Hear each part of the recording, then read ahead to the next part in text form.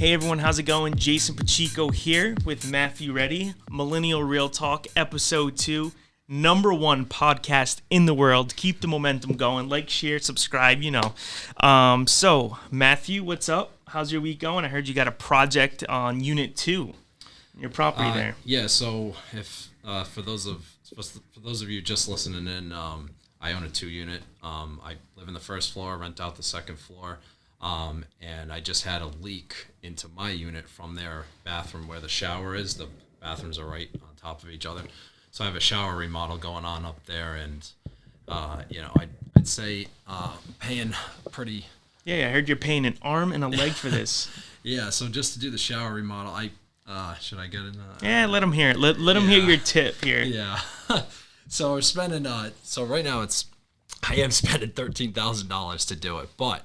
I think a lot of people have been telling me, oh, it's really expensive. And, my advice to, or even my argument for that would be, if you go cheap with contractors, they don't show up, they do the job wrong, the leak continues. Now you're just out. Like if I was just to go to spend $5,000, you're running the risk of they do the job, you're out the money, and now you still got the leak. So, I heard you're getting like white glove service. They call you every week with updates. It's pretty good, It is only a 2-day job, but up until the thing, while the the materials were coming in and stuff, they were texting me updates, calling me. Didn't have to worry about it.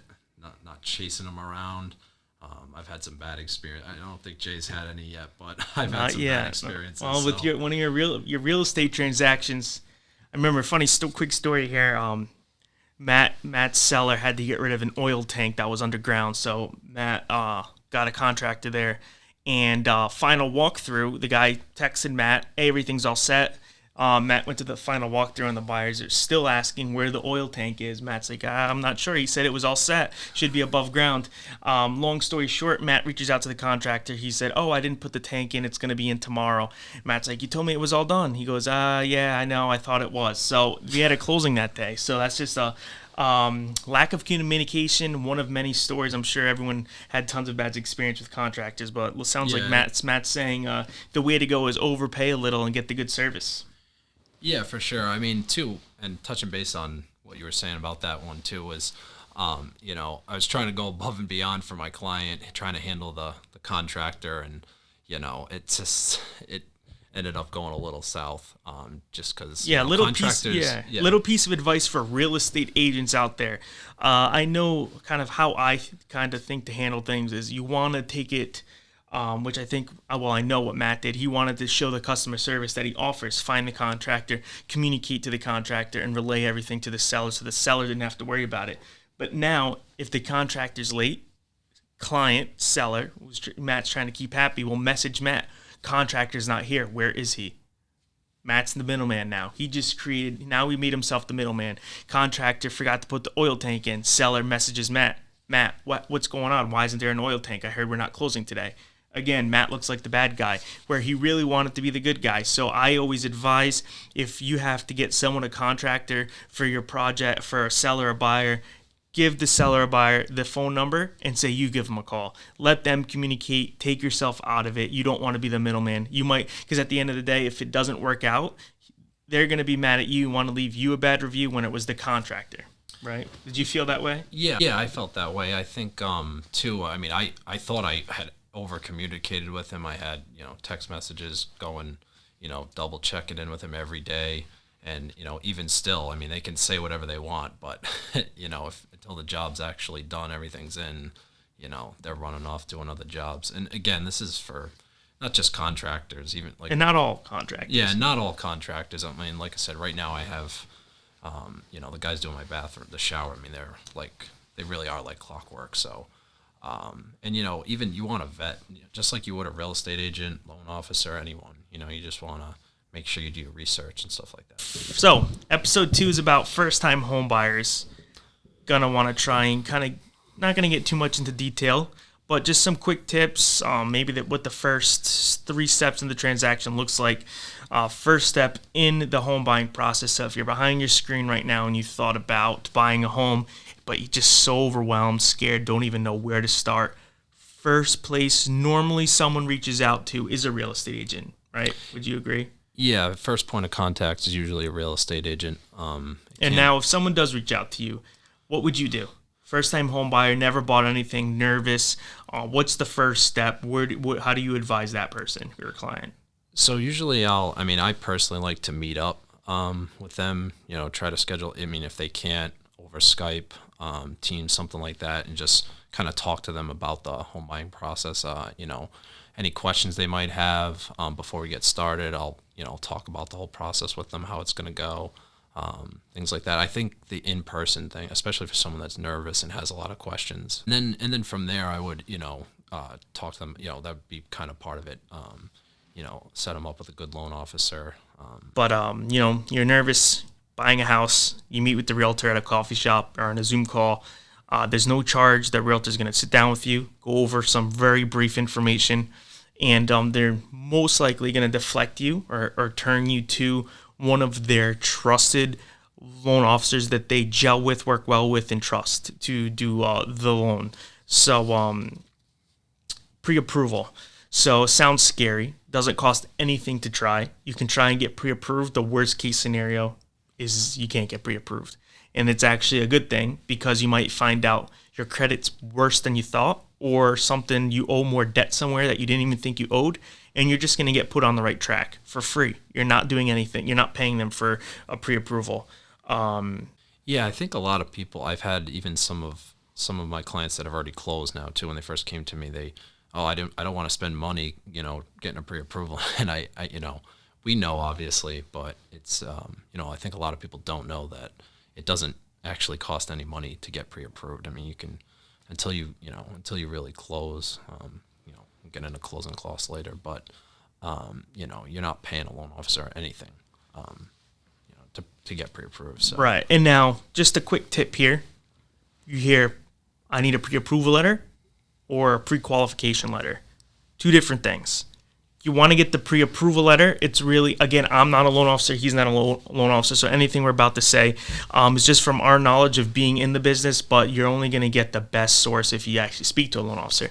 But from what I gathered is pre-qualification letter is pretty much you sitting down with someone, a lender, and saying, here's my credit score, here's my income, here's my debt. And they verbally kind of just say, okay, you can get pre-approved. Let me get you a letter if what you're saying is true. That's a pre-qualification. A pre-approval, they actually pull your credit score, and you actually have to send them documents. So a pre-approval letter is a little more advanced. When you're placing offer, it looks better because think of yourself as a seller. You see a pre-qualification letter come in, and someone's offering you something for $250. Pre-qualification letter on the top says this person's approved for $250. They're going to look at it and say, all right, but this is verbal. Maybe he said he makes $1 million a year, but does he really? Where if it's a pre-approval letter, they have to actually submit the documents and prove it. So you want to get pre-approval letters. I think too, a loan officer, we're, like I said, we're given like a general overview. They'll really get into the loan officer. Once you speak with them, they'll get into the real details of it. But just it's a good synopsis of, right. Just getting pre-approved and, being able to get financing. So, and just a couple tips. I'll start with one. Maybe you can think of one while I'm talking. So if you're part-time, if you have a part-time job and you want to get pre-approved, you need 2 years of that part-time job in order for it to qualify toward your income toward buying a house and your pre-approval. Any other tip there? Or do you want me to keep going? You can keep going, yeah. Yeah, so a same thing with commission, or if you own a business, you're self-employed. If you're self-employed for 1 year and you made $1 million, maybe that's extreme, but you made a lot of money, you need to show 2 years of that income to get pre-approved. Flip side, want to talk about the credit. If someone's getting pre-approved, maybe a wife or boyfriend or girlfriend. Yeah, so I think like if I was going to go and try to buy a house with my girlfriend, let's say, I have a 500 credit score. She has an 800 credit score. They're going to take my credit score, that 500. So, it's going to be tough getting into a house. Yeah, it won't even help. So it's it's good to know. Same that thing with before you go into it. co-signers. I believe, again, we're not loan officers, so we're not pros at this. But again, let's say you make a good amount of money, your credit score is low, or let's say you don't make a lot of money, your credit score is low, and you want someone to co-sign for you. If that co-signer has a low credit score, they can't help either. Certain things like that, just keep in mind. So if your bottom line, what we're trying to say is, if you're getting pre-approved with someone else, make sure that someone else can get pre-approved a loan. And you can get pre-approved a loan. If you both can get pre-approved a loan, so your credit scores are good, and your income is good, then you guys will be able to help each other out. And if you both can get pre-approved, okay, and they're going to take the lower of the credit scores. Yeah, and obviously, like I said, we're not loan officers, but definitely you want to talk with your loan officer about this stuff. But again, just some general information on it. Let me touch on this here. I know I talked about it on episode 1. But a quick ballpark where you want to be, you want to make about $50,000 a year, credit score around 630 plus, maybe have $15,000 saved. What are closing costs typically right now? What are you saying? What are you saying? Closing costs. I mean, it really depends on how much house you buy. Somewhere between 4 and 8 is I would say. $300,000 to $500,000 house. Somewhere in that range. You can also get a credit too on that. I mean, I know you've had a couple of clients, I think, right, that they got a check at closing, but right, yeah. So so again, you need about $50,000. Make about $50,000 per year. Have a 630 credit score plus, and have about $15,000 in the bank. You should be good to go. Closing costs are included in that $15,000, along with the 3.5% down. You don't need 20% down. I know a lot of people think that. Just 3.5% down, you should be able to get an FHA loan.